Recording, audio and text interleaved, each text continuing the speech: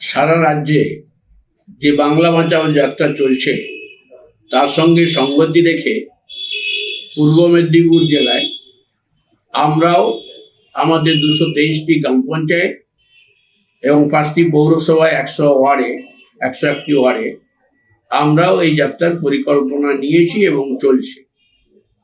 প্রায় 100-রও বেশি যাত্রা হবে, সেই পরিকল্পনা নেওয়া হয়েছে।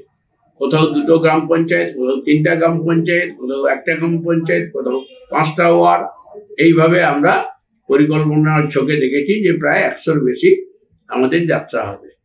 এই যাত্রার মূল উদ্দেশ্য হচ্ছে যে কেন্দ্রীয় সরকারের জনস্বার্থ বিরোধী নীতি এবং কেন্দ্রীয় সরকারের যে ধরনের গণতন্ত্রকে ধ্বংস করতে চাইছে সেটাকে যেমন বাঁচাতে হবে, তেমনি সাথে সাথে রাজ্যের দুর্নীতি, তোলাবাজি, ধর্ষণ এগুলোর প্রতিবাদে বাংলাকে বাঁচাতে হবে।